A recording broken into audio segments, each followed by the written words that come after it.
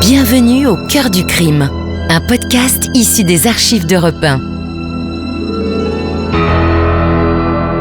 Savez-vous que plus d'un tiers des crimes et délits commis en France sont traités par la gendarmerie nationale? Je m'appelle Yann Kermadec. Je suis commandant de gendarmerie. Je dirige une section de recherche dont la mission essentielle est une mission de police judiciaire.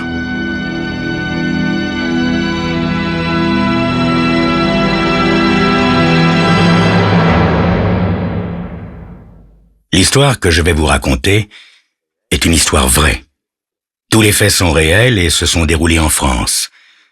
Seuls les noms des personnes et des lieux ont été changés.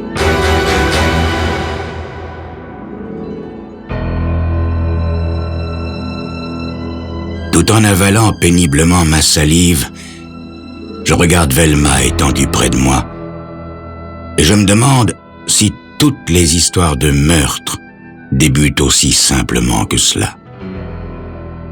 Dans des centaines de chambres d'hôtel minables, des couples adultérins se retrouvent. Mais y a-t-il un autre amant qui fixe sa maîtresse, l'esprit envahi d'idées de meurtre? Je ne me suis vraiment jamais donné la peine de savoir ce que Velma représente pour moi, mais en tout cas, elle est tout. Elle n'est pas la plus jolie femme du monde, ni la plus brillante, mais à la situation la plus banale, elle sait donner du charme et a la magie de transformer le quotidien en une aventure toujours nouvelle.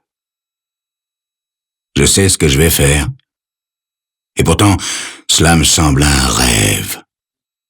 Comment est-il possible pour un vieux farceur cynique comme moi, un homme qui possède sa propre agence de publicité et des revenus considérables, de dire « Velma, nous devons tuer Arthur ». Ces mots semblent absurdes dans cette chambre d'hôtel. Non que j'aie la moindre sympathie pour son mari, c'est minable, mais parce que l'idée de meurtre ne m'est encore jamais venue à l'esprit.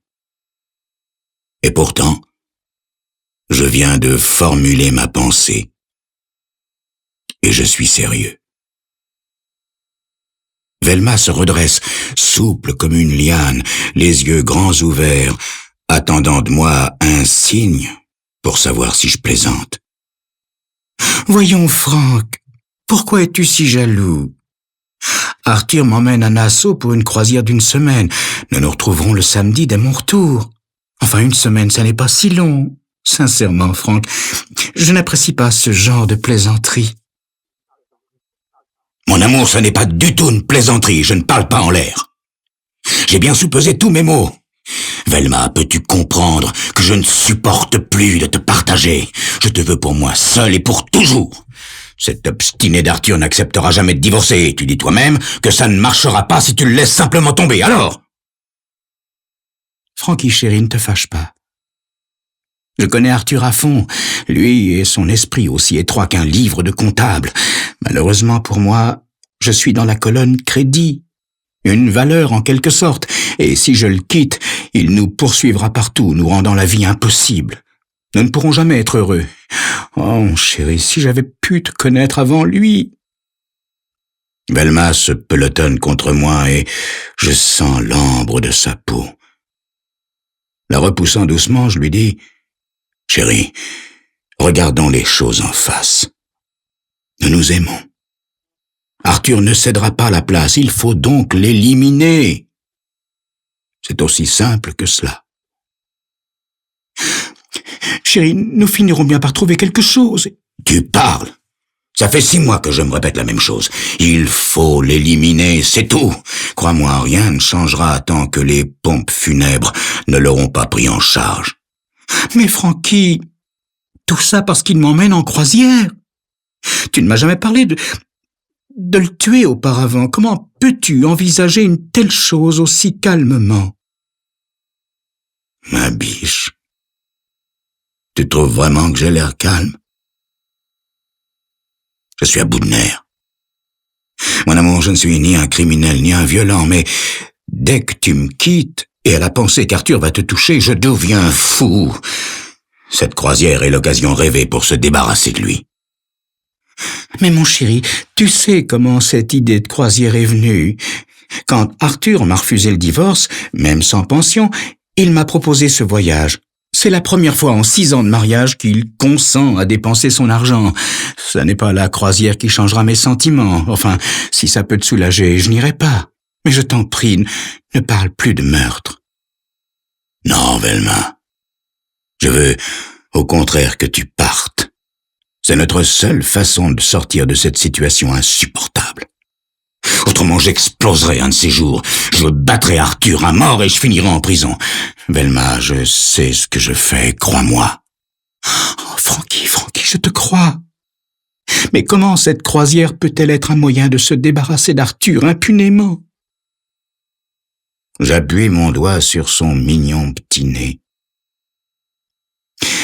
Mon petit amour, tu te rappelles comment nous nous sommes rencontrés? Elle a un petit rire nerveux. Oh, comment pourrais-je l'oublier? Je t'ai aperçu de dos et je t'ai pris pour Arthur. Je me suis donc approché de toi et j'ai eu l'air d'une idiote. Parce que nous sommes comme jumeaux, ton mari et moi. Nous avons la même taille, la même corpulence, le même âge. Velma, écoute-moi bien. Les bateaux de croisière s'arrêtent ici généralement le samedi matin.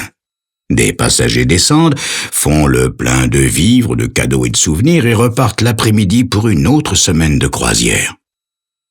Ton bateau doit partir à 6 heures du soir, ce qui signifie qu'il fera déjà noir. Je veux que tu prennes ton temps à terre, que tu traînes au maximum et que tu ne montes pas à bord avec Arthur avant 5 heures. Tu iras tout droit à ta cabine et le steward n'aura que le temps de jeter un bref regard à Monsieur et Madame Arthur Harper. Il sera alors très occupé. Moi, je monterai à bord en tant que visiteur à 5 heures. Personne ne me demandera rien. Quand tous les visiteurs seront redescendus à terre, je resterai sur le pont. Les stewards auront autre chose à faire que de s'occuper de moi et ils me prendront pour un passager. Vers 7 heures, le bateau sera déjà au large. Les autres touristes seront en train de s'installer, de défaire leurs valises avant de se préparer pour le dîner. Il fera alors tout à fait noir. Et... Oh mon chéri, je ne comprends toujours rien. Qu'est-ce que cela a à voir avec nous? J'y arrive, Velma. Tout ce que tu auras à faire, c'est d'insister pour qu'Arthur t'accompagne à la poupe du bateau afin de jeter un dernier coup d'œil aux lumières de la côte. Et on ne retrouvera jamais son corps. Ensuite, tous les deux, toi et moi, en tant que Monsieur et Madame Harper, nous regagnerons notre cabine pour nous changer avant le dîner. Tu vois? C'est simple. Pendant un moment, un lourd silence règne dans la chambre d'hôtel défraîchie, tandis que Velma me fixe du regard. Mais, tes bagages, Frankie? Je porterai les vêtements d'Arthur, puisque nous sommes de la même taille. Nous profiterons de la croisière et le samedi après-midi, quand le bateau rentrera dans le port de New York, Monsieur et Madame Harper descendront à terre. On n'a pas besoin de passeport. Les contrôles ne seront qu'une simple formalité. Ah, ma biche, j'ai déjà fait des croisières de ce genre et je sais comment cela se passe. Et quand nous aurons quitté le bateau, Frankie? Quand nous aurons quitté le bateau, mon amour, rien de spécial. Nous irons chez moi. Tu seras Madame Frank Preston. Tu garderas ou non ton travail comme tu voudras. Plus tard, nous nous marierons, mais le principal sera de vivre enfin notre amour au grand jour, sans avoir à se cacher. D'après ce que tu m'as dit d'Arthur, il n'a ni amis ni famille qui risquent de le rechercher, n'est-ce pas? Un peu tremblante, Velma se blottit contre ma poitrine. Oh, Frankie, est-ce que c'est vraiment aussi simple et sans risque? Ma biche, Le seul risque est que son corps soit ramené à terre, mais il y a pour cela très peu de chance. Il y a pourtant un autre risque, c'est que quelqu'un nous aperçoive pendant les quelques secondes qu'il faudra pour jeter Arthur par-dessus bord, mais les passagers sont occupés à préparer les festivités du bal d'ouverture de la croisière. En ce qui me concerne, je n'aurai qu'à assommer Arthur et en quelques secondes il sera à l'eau. En fait, ce seront les seules secondes dangereuses pour assurer notre vie commune. Je m'entends parler comme si je n'étais que spectateur, ahuri de mon calme, comme si j'avais déjà tué un homme. Bien entendu, je ne parle pas à Velma de la véritable inconnue de ce projet. Est-ce que je suis capable d'accomplir un meurtre? Mais je méprise tellement cette ahurie d'Arthur, j'ai tellement envie de Velma que je suis sûr d'y arriver. Le tout... Velma me secoue. « Francky, tu n'as pas entendu ce que je t'ai demandé ?»« Hein ?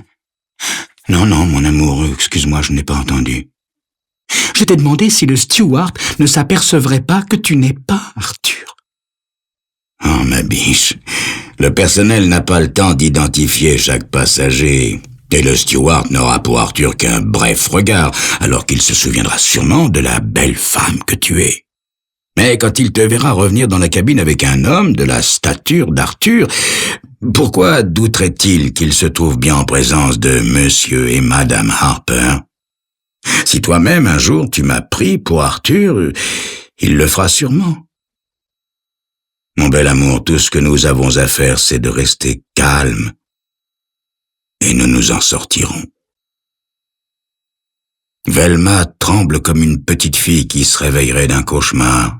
« Oh, Francky, j'ai peur. » Je la serre fort contre moi. « Mon amour, tu ne crois pas que quelques secondes de tension, ça n'est pas cher pour vivre notre amour? Velma, chérie, c'est le seul moyen que nous ayons de nous en sortir. Je ne peux plus supporter de te partager. Tout ce que tu dois faire, mon amour, c'est arranger pour qu'Arthur se trouve à la poupe du bateau à 7 heures du soir. » Les circonstances tournent en notre faveur. Il tombe une pluie fine quand le paquebot se dégage de l'estuaire pour se diriger vers l'océan. Le pont est désert. J'aperçois Arthur accoudé au bastingage et regardant l'horizon. Après lui avoir donné un coup violent sur la nuque du tranchant de ma main, je le débarrasse de sa gabardine et de son portefeuille. Il passe par-dessus bord comme un sac et disparaît aussitôt dans le remous des hélices. Je balance mon propre par-dessus et enfile sa gabardine. Puis j'attrape Velma et je la serre contre moi pour que ni l'un ni l'autre nous ne puissions crier. Je ne peux m'empêcher de répéter à voix basse « Velma, ça y est, ça y est, ça y est !» Elle acquiesce, le visage gris. Je la secoue. « Ma biche, reprends-toi, je t'en supplie. Reprends-toi, nous avons réussi. »« Je crois que j'ai besoin d'un remontant. Francky !» Je fais comme si je n'avais pas entendu son hésitation pour ne pas ajouter à son trouble.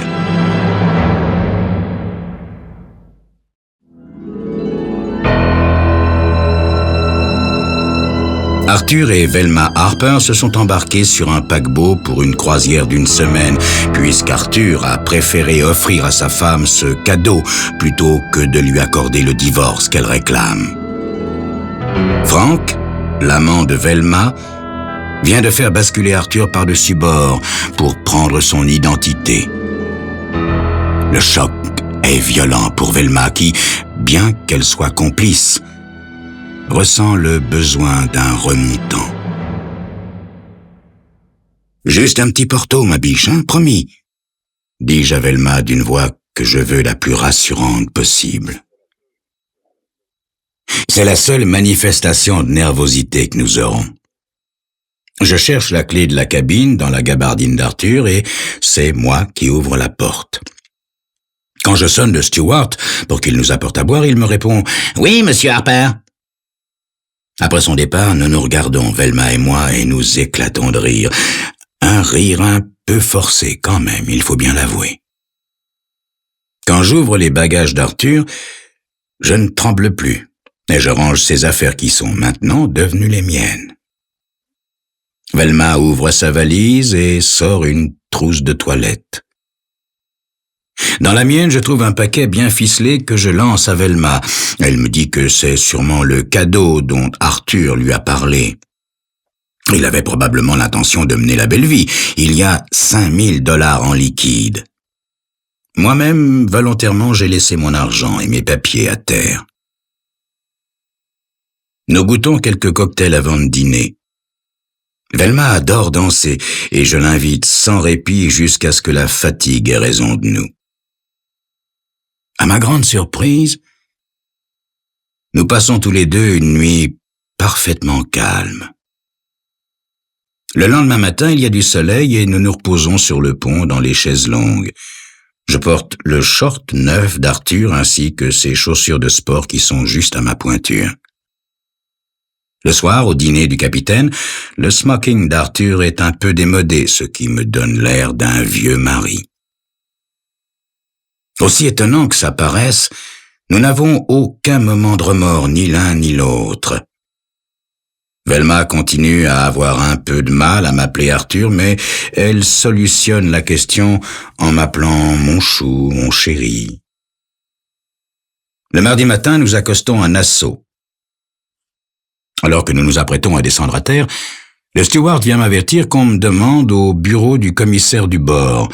Celui-ci m'annonce « Monsieur Harper, j'espère que vous avez été satisfait de votre croisière, puisque vous nous quittez ainsi que Madame Harper aujourd'hui. » Je demande à la fois surpris et inquiet. « Ah bon? Mais le bateau n'est pas à notre hôtel au port? »« Monsieur Harper, vous n'avez sûrement pas oublié que vous n'avez pris vos billets que pour l'aller. Vous avez dit au bureau que vous aviez l'intention d'abandonner le bateau ici pour aller faire un tour dans les îles et rentrer ensuite en avion. »« Ah, mais je pensais que ma secrétaire vous avait prévenu que nous avions changé d'avis, commissaire. Est-ce que nous pourrions garder notre cabine et repartir avec le bateau? »« Ah, nous sommes ravis que vous restiez avec nous, monsieur Harper. Le supplément est de 500 $ par personne. Nous pouvons accepter un chèque si vous le désirez, monsieur Harper. »« Non, vous êtes fort aimable, commissaire, mais je paierai en liquide. Ce sera ça de moins que ma femme dépensera en souvenirs. » En retournant à notre cabine, j'ai du mal à retrouver mon calme.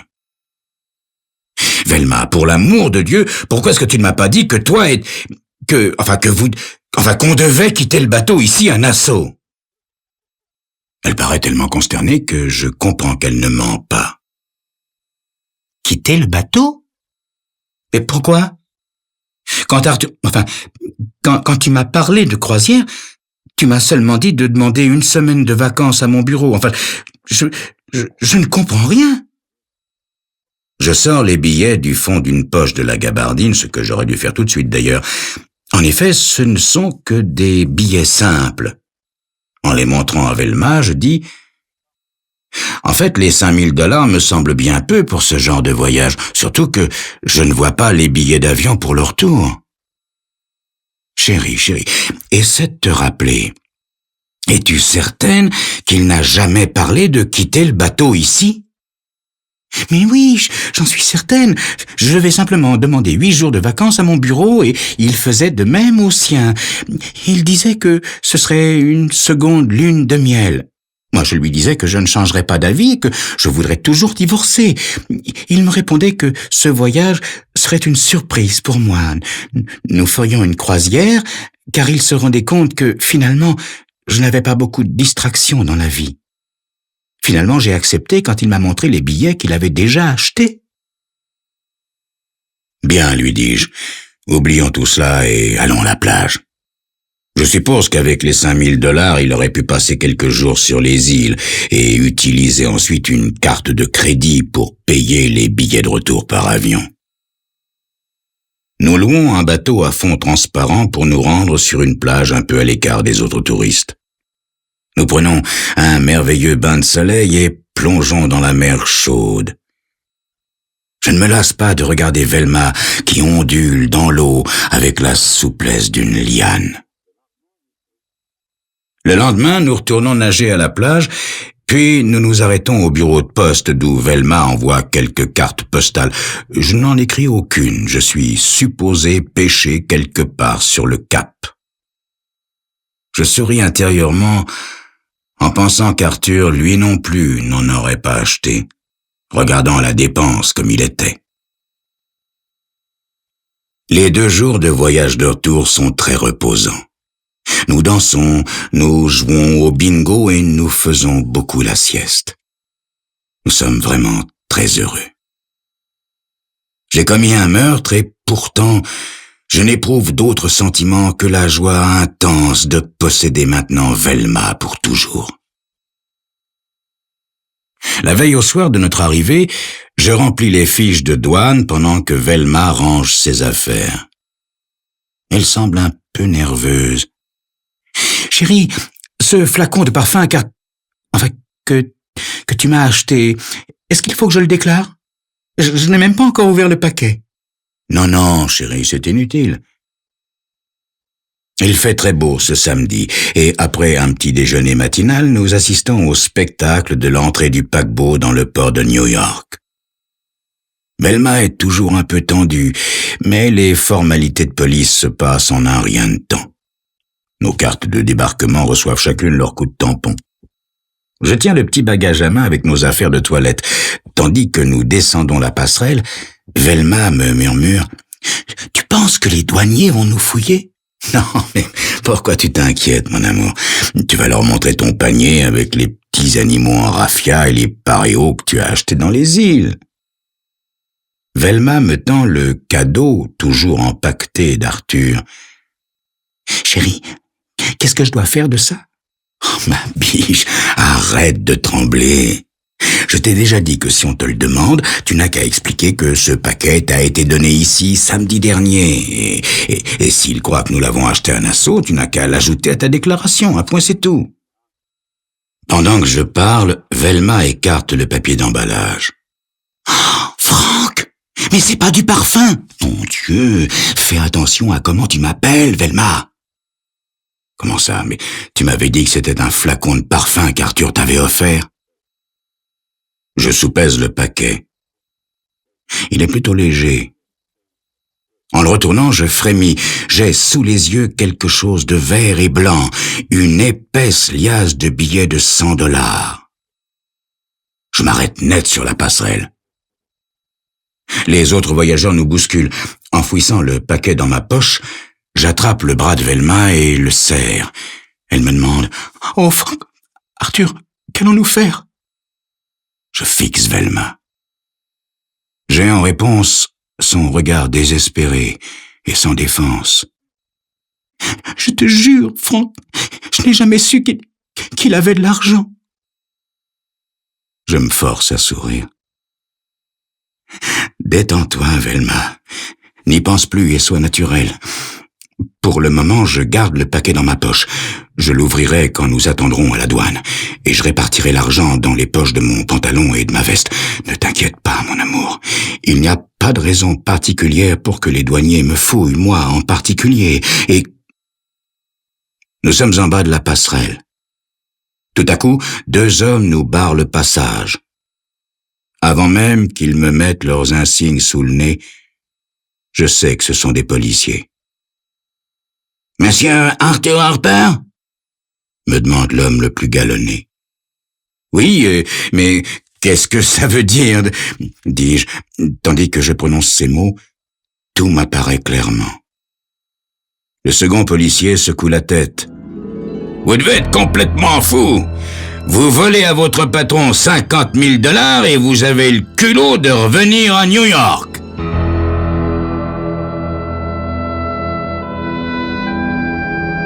Vous venez d'écouter Au cœur du crime, un podcast issu des archives d'Europe 1. Réalisation, Julien Tarot. Production, Romy Azoulay. Patrimoine sonore, Sylvaine Denis, Laetitia Casanova et Antoine Reclus.